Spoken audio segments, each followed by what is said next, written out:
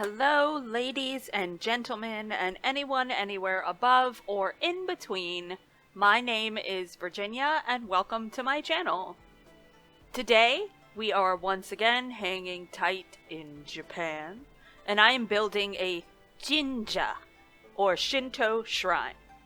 This lot is in Willow Creek, and I have made it into a national park community lot.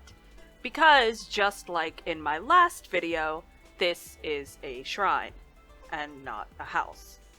But it also has a pool masquerading as a lake, and a fire pit, so you can make food or burn things. Whatever moves you. Since this one is, once again, a community lot, the cost doesn't really matter, now does it? Next week, I will be uploading an actual house build, so don't worry, I haven't gone entirely community lot crazy. Well, I mean, maybe I have a little, but I'm slowly recovering my sanity. So, let's talk about the build a little. One of the things that inspired me to do a Jinja or a Shinto Shrine is that I felt like I figured out a decent way to do what's called a Tori Gate, which are what I'm working on right now. They're the gates that you see all over Japan in pretty much every shrine. And yeah, that's kind of just really where I got the inspiration from. And I know that last video I did another shrine, but that was a Zen Buddhist shrine, and it was much bigger and much fancier and less, I don't know, interactive. Another thing to mention about this build is that you'll notice I'm using a lot of terrain manipulation in this one. And, I hate terrain manipulation. I mean, seriously, sure, it does make it, easier to create really dynamic and realistic builds, and it is great, and I love the fact that it's in the game, but I cannot get the camera to do what I want when I work with raised terrain. I don't know if maybe I just don't know the secret to it. I mean, honestly, that's probably the case. But if you know the secret to stopping the camera from jumping around while you're using terrain tools, please let me know. Many headaches were had. I have a dream. I have a new dream. To do a build that doesn't involve those 4-paneled slat things from Get Famous. Because I've used them in the last 2 builds, and I use so many of them. And I don't know, I guess I'm just destined to use those little wall slats all the time. I've been spewing out Japanese builds, out my butt for the past week. Oh my god. Oh, imagery. Wow, that was disgusting. I am sorry. Since I've been doing a lot of Japanese builds, there we go, little less disgusting version of that same sentence. I decided to go ahead and open up the short story that I had been working on a long time ago. It's set in the Tokugawa era of Japan, and that's kind of where I got a lot of my inspiration from, is from researching for that book. I had like a lot of base knowledge about Japanese architecture and geography, customs, food, you name it. I did a lot of research for that story. But anyway, I pulled it back up and I started reading it, and I realized that I didn't know what half the words meant. I think in my head I really wanted it to be very immersive, so I wanted to, get all of the terminology correct and, I don't know, like, go really in depth with the actual, like, cultural part of that writing, but, like, watashibune, like, who knows that word just like from daily life? Not many people. The story ended up being this weird college course on archaic Japanese terminology. Needless to say, I had to go back and edit that thing with a fury. But anyway, just a little funny tidbit into my life. I get inspiration to build in The Sims, and then building in The Sims gives me inspiration in real life. Oh, what a symbiotic relationship. Enough about me, let's talk about history. That was a poem. I wanted to talk a little bit about the history of this place and kind of highlight why I chose to build this the way that I did, and hopefully, you might learn a little something. Just a quick preface, like I say in the beginning of my videos now, remember I'm not like a real historian. I don't have a PhD in anything. I'm also not a scholar in world religions. I'm just really obsessed with learning random things. And so take everything I say with a grain of salt. Alright, so this is a Shinto shrine. Shinto is the oldest religion in Japan. Some say it began over 2,000 years ago. It existed in Japan before Buddhism came over from China, so it's considered to be the native religion of the country. There is no founder of Shinto. They don't have, a Buddha or a Jesus figure. And Shinto practitioners heartily accept people of other religions to take part in their own religion. It doesn't have as much strictness, I suppose. Shinto is polytheistic, just meaning that it doesn't have a central god figure at all. Rather, a pantheon of what are called kami. There is a massive number of kami. There are many, many different philosophies within Shinto itself about the kami, but a basic kind of general overview idea is that kami refers to, one, mythological figures like what we would think of as gods, as depicted in the Kojiki and Nihon Shoki, 2 books describing the birth of kami and Japan itself. But 2, kami can also refer to people, plants, mountains. Everything, potentially, has kami. Kami is a feature, kind of, rather than a thing. God is not a good translation for the word kami. It really doesn't have a direct translation. It's kind of a thing, or a feeling, or a state of being. It's simply its own thing altogether. Shinto is a religion claimed by very few Japanese people. I know that might sound surprising, but not only 3 to 4% of Japanese people actually claim Shinto as their religion. Shinto rituals are widely celebrated, though, and the majority of Japanese people will visit Jinja for things like coming-of-age celebrations, called Shingo-san, which is celebrated at the age of 7, Shin, 5, Go, and 3, San, Shingo-san. Weddings and New Year's and things like that. Blessings are sought out from Jinja for luck and all kinds of things, like family, work, school success. Shinto traditions are interwoven with Japanese society, but that doesn't mean that Japan is a religious country. It seems kind of counter to what we think of in the West, where religion plays such a huge part in a person's identity. But Shinto isn't so much about faith and that kind of devotion as it is about your actions, how you actually live your life. One could say, for instance, that the act of taking your shoes off when entering a home could be seen as a Shinto act. Keeping a space clean is a very Shinto way of thinking. For instance, as in a Jinja, you cleanse yourself before you enter the sacred space. So, as with the Jinja, you want a kami to feel welcome in your home, and therefore keeping your home clean would be showing respect to the kami within.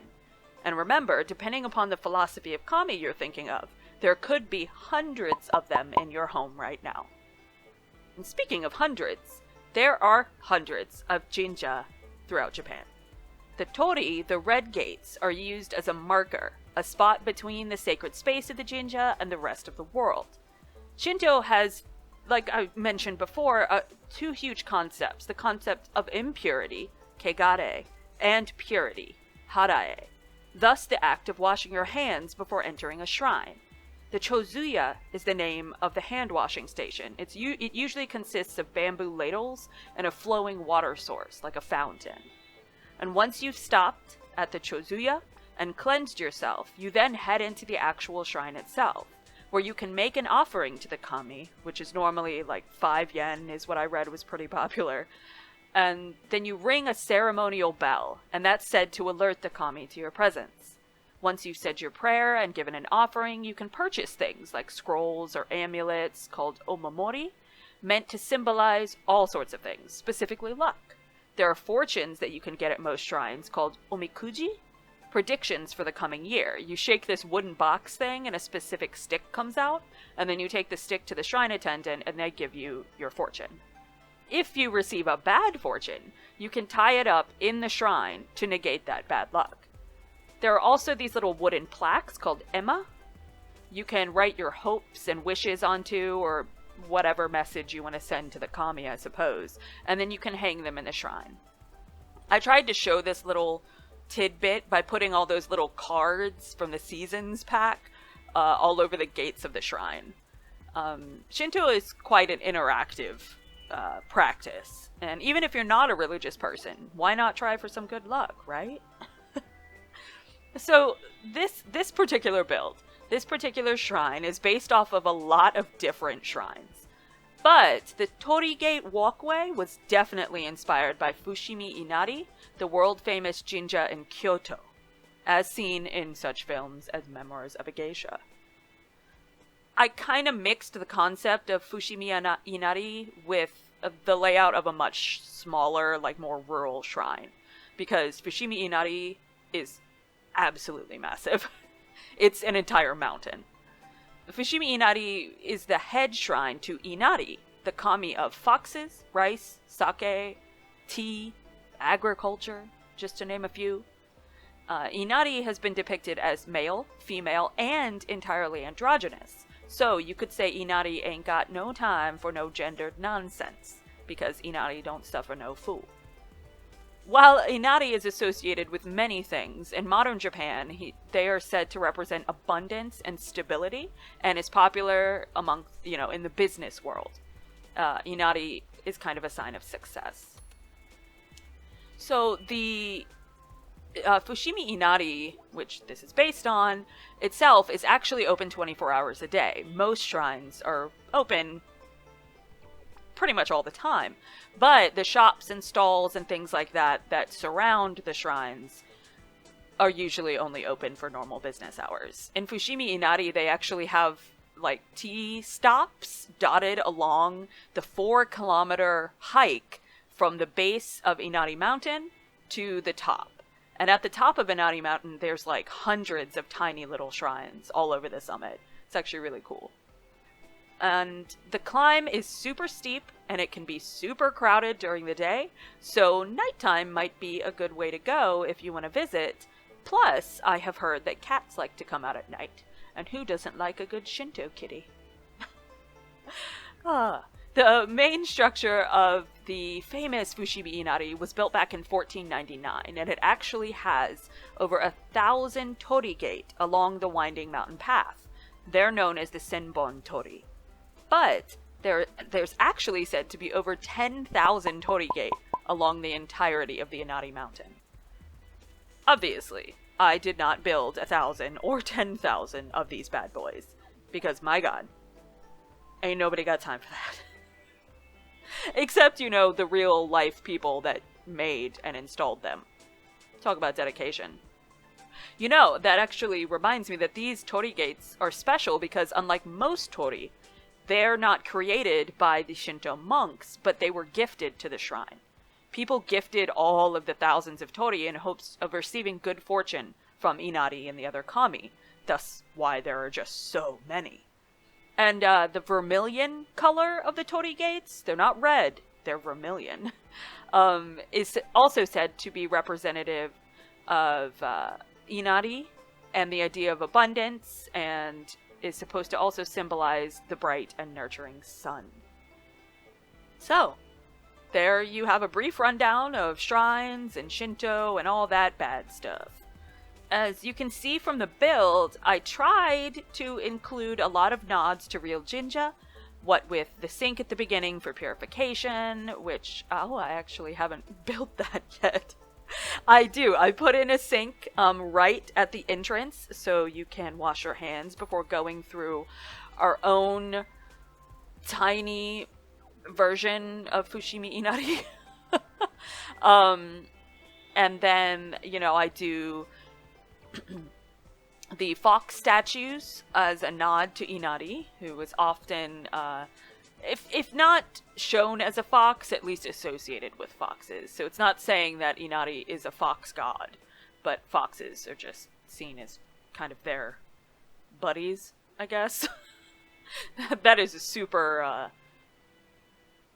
intellectual way of putting that. Anyway, some more nods. I put the cards on the shrine, kind of acting as the omamori and omikuji. I put offerings in front of them. I did a bunch of steps, things like that. It seems kind of arbitrary if you don't really know what I was going for, but if you do know what I was going for, then you know that it was all on purpose. I swear it was all on purpose. So as you can see, when I noted in the beginning of the video that I had a dream that I would do a build that doesn't have those slatted wall decor, I think you can see why. And I actually go in off, screen without recording. I actually go in and I put in a lot more of them. So they just really fit. They look great. They're very vibrant, and I feel like they just have the feeling of a Shinto shrine. So I sucked it up and I put them in again. But I really do think they got the effect the way that I wanted them to. And here you can see me working on the hand washing station. This lot does not have a bathroom. It doesn't have to because it's a national park, not like a regular park. But obviously you could put one in if you need to. I just really wanted to do, to recreate the shrine. In the Sims game, there really isn't much point to it, I suppose, except looking pretty. But it was still worth it. Anyway, that about brings us to the end of this video. I hope that you enjoyed learning a little about Shinto and Jinja and the many different ways that you can honor the kami. As I sort of previously touched on, next week I will be bringing you a house build. And it is a pretty interesting house build because it is based on a picture of the Yoshiwara, or the floating world, which is a rather interesting part of Edo City, the Yukaku, or red light district. So you'll have to tune in next week to learn a little bit about the difference between geisha and courtesans, and why samurai often wore ridiculously big hats. Thanks for stopping by, and have a wonderful week. I love you. Bye!